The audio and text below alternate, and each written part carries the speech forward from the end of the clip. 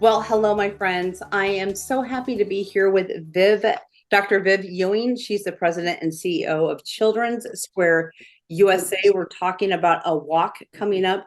Viv, Yes. thank you so much for joining me today.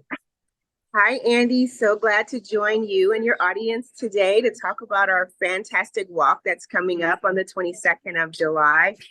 Lots of community organizations are involved. We have almost 100 people who've already registered to walk, and people are still registering to walk even on today. But we invite the community and families and organizations to come out and join us for this worthy cause. And Yeah. just so you know, we're focusing on mental health. This is a walk to raise awareness, to make the community aware of the need for more mental health services, particularly for young people in our country.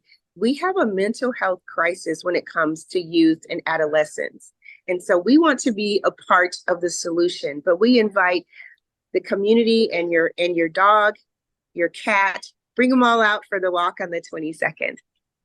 And one of the things I'm so excited because this is like the first time you've done this. Children's Square USA has been this. Am I correct with that? This is our first inaugural walk for mental health. Yes, this is our first time. Yeah, and so it's on Saturday, July 22nd. Let's just talk a little bit about Children's Square USA and who you serve. What an important organization. Yes, Children's Square is 144 years old. Yes, 144. We just celebrated 140 years just a few weeks ago, actually. Our mission is to provide a brighter future for children and families. We target vulnerable children, vulnerable families for health, for services. So we target young people who have mental and behavior health issues. We have programs for parents in terms of parenting skills, parenting classes. We work with children who might have a behavior issue in school. We have a school on our campus, first grade through 12th grade. We have a children's emergency shelter where law enforcement or child protective services might bring a child to us for safekeeping. We also have a residential mental health program for children and adolescents. And those programs really are designed to work with that child, find their strengths, help them learn how to self-manage whatever that situation might be. But we also provide treatment for their various mental health concerns that they may have. We do group counseling, individual counseling, family counseling, and we also have outpatient mental health services as well. Wow. Again, you do so much for so many people. Which, this walk, let's talk about, this is a new event. Do people pay to come? Do they pay? Yes, you know what? It's a whopping $30 to register. Okay, well, And you can go to childrensquare.org to register, you and your team. And we're asking walkers to come and join us on the 22nd to raise awareness about mental health. And we know that this is an important area for our community. And we've had agencies reach out to us and say, we heard about this. Can we come and be a part of your event? So we have had an outpouring of support for this. And every day we're getting a new sponsor or a new team to come in and join us on the 22nd. All right. So how long is the walk? Is it a mile? Is it 2 miles? Is it a 5K? What is it? It's all of that. So if you want to walk the 1 mile route, you can.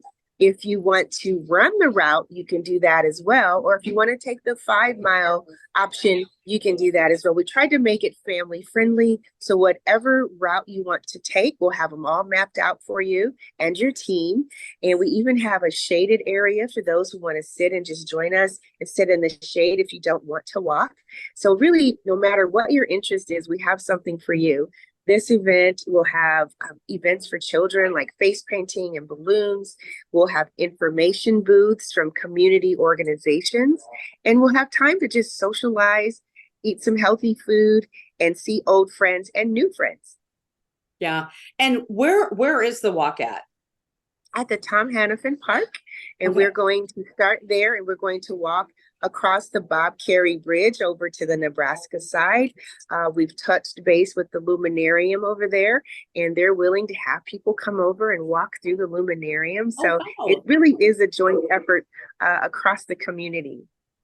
You know what? I'm personally so excited for this. I do a lot of walks and 5Ks, and I have to tell you, I oftentimes start on the Nebraska side and walk over to the Iowa side. So this is going to be super fun to start on the Iowa side and celebrate there and come over and then walk back. So I'm really excited for this. We're excited too, and we've been going out to the park and walking the route about every other week just to make sure everything is going to flow well for all of our walkers. But we encourage the entire community to come out. So bring your children, your grandchildren, your next door neighbor, and just come and have a fun day with Children's Square as we walk for mental health. And childrensquare.org. What time did the festivities start? It's going to start at about 9:00 a.m. and actually last throughout the day. We'll have entertainment. We're going to have a fire truck there. We're going to have, as I said earlier, face painting and other activities for children. So you'll have time that is filled with activities while you're there for the walk. We've got food for the community coming out. So you don't even have to bring your lunch. We're going to provide food for you. All right. What a wonderful day. Okay. Viewers, Saturday, July 22nd, Walk for Mental Health, Children's Square USA. Want to see you all there on that day. And Viv, thank you so much. Join us. Yes, Andy, thank you so much for having me. I love talking about Children's Square and our great events, and hope to see you there, Andy, on the 22nd. Absolutely. All right. Thanks again, Viv. And folks, don't go away. We'll be right back.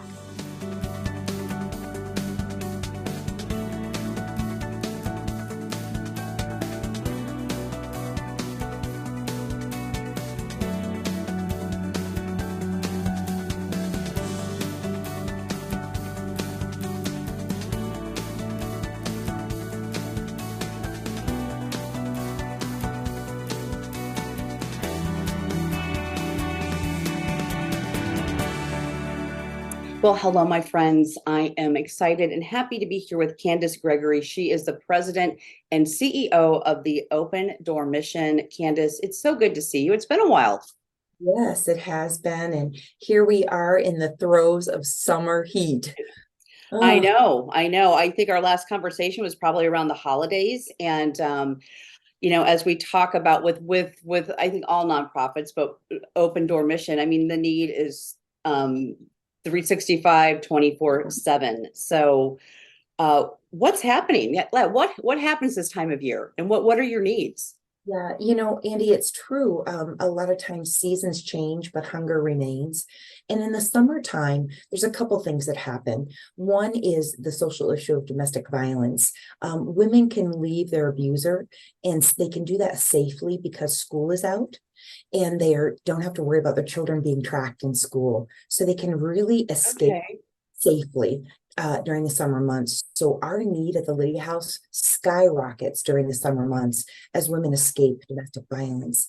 The other thing is low-income families that oftentimes may participate in one of our homeless prevention programs.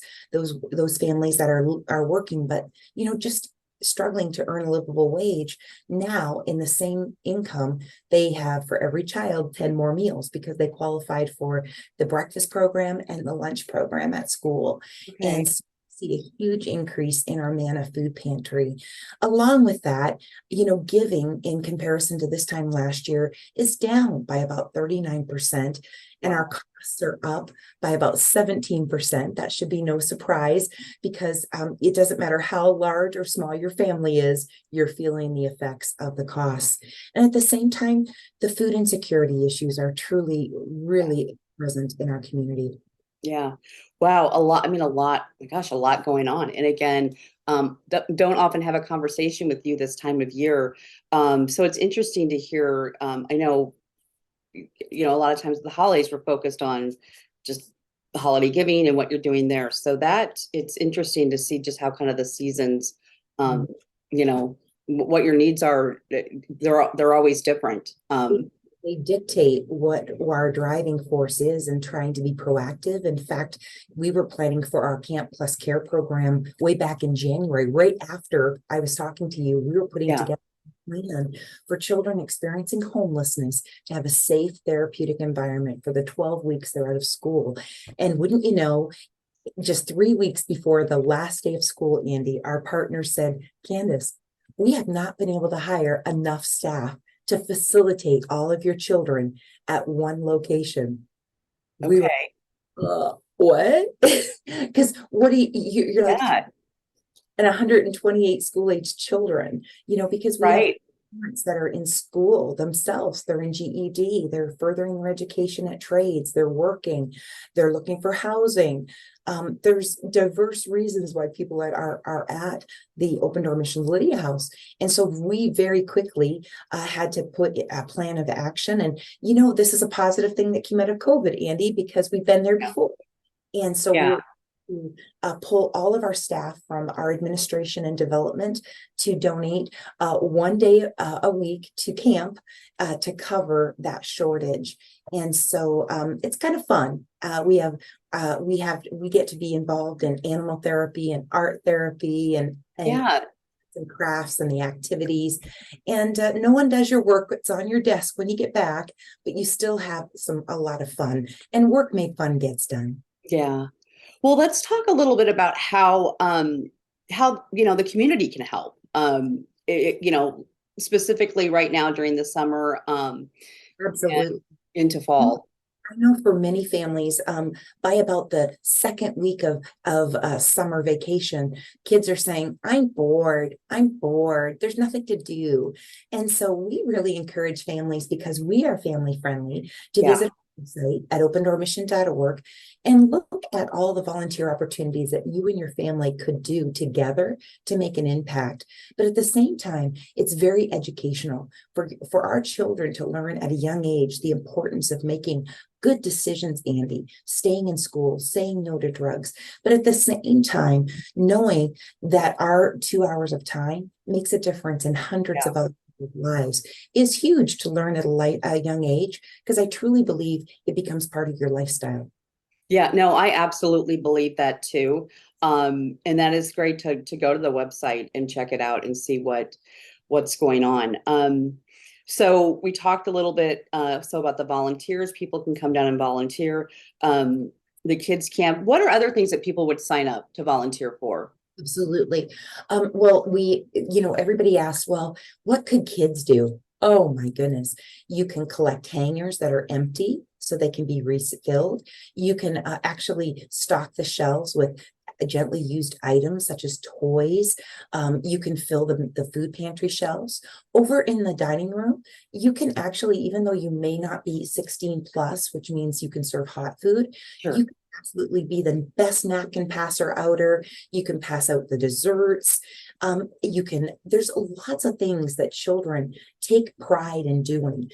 Even over at our Lydia House in our library, we're always restocking the bookshelves, because we want families to come in and take books back to their room and ultimately take them to their new homes. So we're always putting out our books. We have board game night. We have baby buddy night. What better thing for a child who's 7 to actually interact with another child who's 7 playing Candyland? And so those are things that are healthy, Andy, that we encourage families. Yeah. You're not a people person. We got behind the scene things Right. too, down and stand up jobs. I mean, you can make peanut butter sandwiches sitting down. And Yeah. something for everyone. Absolutely. Hey, let's go back to the books for a minute. What kind of books do you look for? Well, because we have such a wide, diverse age at our campus, and also reading level. 60% of our adults are working at learning how to read. Their education is less than a grade 6 level. Yeah. And 2.3 reading level. So we actually have bookshelves in all of our community spaces as well as our library. And as quickly as books are being donated, they're coming off our shelf. We absolutely love all of those scholastic books, but at the same time, we love a good Western. Our men love Louis L'Amour. If those paperbacks, Yeah. and there's something for everyone. So I always say there's spring cleaning, but there's summer cleaning too. When you're going through your home. Yeah, well, I mean, I have to tell you, I have probably 12 boxes of books in the basement, which is why I'm asking. So, I'll kind of be on the lookout for some books, but yeah, summer cleaning, just things that, absolutely. So clothing, you're constantly, I mean, people can, drop off clothing and you're looking for new to gently used. Absolutely. If it's something that you would still wear, then absolutely we Yeah. take that.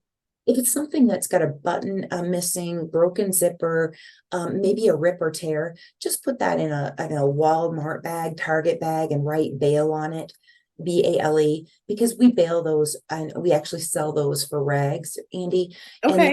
right into our bottom line where we can buy things that we don't get donated, which are the meat and the fresh fruit and vegetables.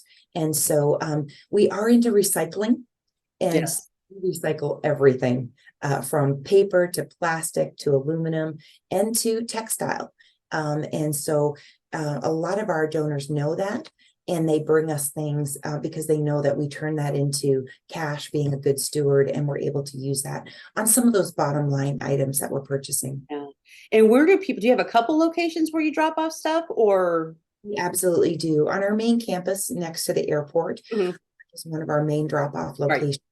It's so funny because people tell you their whole story. Oh, I fly out of here every month and I just keep these things in my garage till I am. But we also have our Elkhorn location off Okay. 31. And we actually just bought some new land new to us, 2 blocks from that location. So we'll be able to expand as we have grown out of that location. And then we also have a location in Council Bluffs where you can drop off on Tuesday. We're actually serving close to 500 families at that location just in the Southwest Iowa area. Wow. And tell me the address of Elkhorn again. Just right off of Highway 31. Okay. When you're off Dodge. And, the easiest way that I tell people is Scooters is on the left. Yep. Yeah. And you turn right, you turn left to go to Scooter. But you turn right to go to the Open Door Missions drop off. Yeah.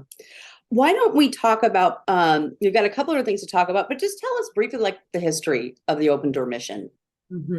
It's pretty exciting. We're going to be celebrating 70 years next year. Wow. 70 years of loving our neighbor, providing safe shelter, nutritious meals, quality care. And it's interesting as I think back to Garland Thompson and Jerry Dunn and Bob Timberlake, and I'm thinking, goodness, these men would be blown away by what God has done at the Open Door Mission through the generous compassion of our community. Yeah.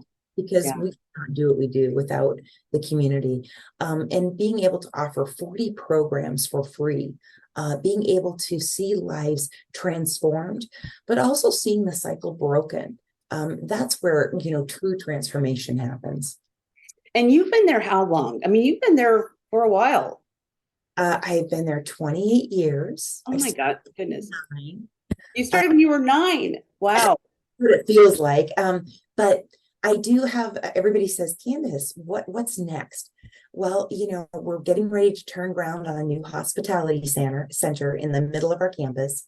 This will expand our opportunities to meet the true issue of homeless insecurity issues of food in our community. So we're really excited about that.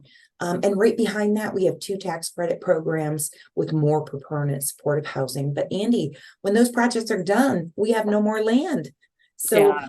maybe that's a good time that for the next leadership to take over. But, you never know. Only God knows. But Yeah. right, he's given me a vision, and our board are pretty excited about the direction that we're going. Yeah. Wow. So let's talk about, you recently kicked off a new monthly podcast called Coffee and Candace. Tell us about that. Well, it's super exciting.